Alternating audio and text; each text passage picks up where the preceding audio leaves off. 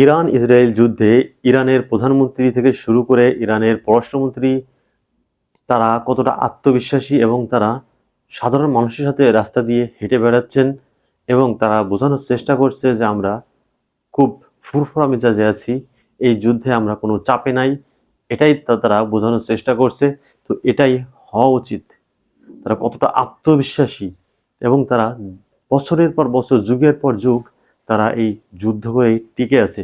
চলুন এবার দেখে আসি আরেকজি কিভাবে চলাফেরা করছে রাস্তা দিয়ে সাধারণ মানুষের সাথে, কতটা নিরাপদ সেফলি তারা চলাফেরা করছে।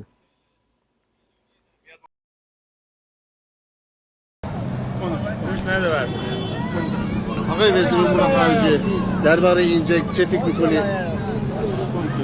بسم الله الرحمن الرحیم. امروز خب روز قدس هست در ایران و علیرغم حملات وحشیانه‌ای که رژیم صهیونیستی و آمریکا همین امروز در همین ماجرا انجام دادن، ولی ما با سیل میلیونی جمعیت مواجه هستیم، نه در تهران فقط، در همه شهرها، و این نشون دهنده عزم و اراده محکم ایرانیان هست در حمایت از جمهوری اسلامی، در حمایت از موضوع قدس، در حمایت از فلسطین و در حمایت از همه آرمان‌هایی که ما در این سالها داشتیم و ما رو تا اینجا رسونده.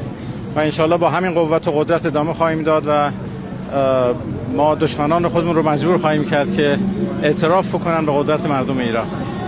آقای آرچه বর্তমানে আমেরিকাকে এতটা চাপে রেখেছে, আমেরিকার কোনো ঘাঁটি এখন নিরাপদ নয় ইরানের একটি মিসাইলের হাত থেকে। যেখানেই আমেরিকার ঘাঁটি সেখানেই ইরানের মিসাইল। এটাই হলো মুসলিম বিশ্বের যে পরাশক্তি হতে যাচ্ছে মুসলিম বিশ্ব, এটাই তার নমুনা। সারা ইহুদি খ্রিস্টান একসাথে এবং মুসলিম মাত্র একটি দেশ ইরান একসাথে, ইরান আলাদা। ইরানের সাথে টোটাল ইহুদি খ্রিস্টানদের তুমুল যুদ্ধ হচ্ছে এই বিশ্বে। তার পাশে একটি মুসলিম দেশ কি রয়েছে? একটি মুসলিম দেশও তাকে অস্ত্র দিয়ে সহযোগিতা করছে না, কোনোভাবেই সহযোগিতা করছে না। সহযোগিতা করছে চীন। চীন তাদের নিজেদের স্বার্থে তাদেরকে সাপোর্ট করছে, কিন্তু আদর্শিক দিক থেকে তারা কখনোই সাপোর্ট করে না। তাদের বেনিফিট নেওয়ার জন্য চীন যেখানে যুদ্ধ হোক সেখানে তার বেনিফিট তারা হাসিল করে নেওয়ার চেষ্টা করে। এটাই হলো চীনের একমাত্র বৈশিষ্ট্য। সে কারো বন্ধু নয়, শুধুমাত্র তার প্রয়োজন শেষ হলে তার পাশ থেকে সরে আসে। এটাই হলো চীনের বৈশিষ্ট্য।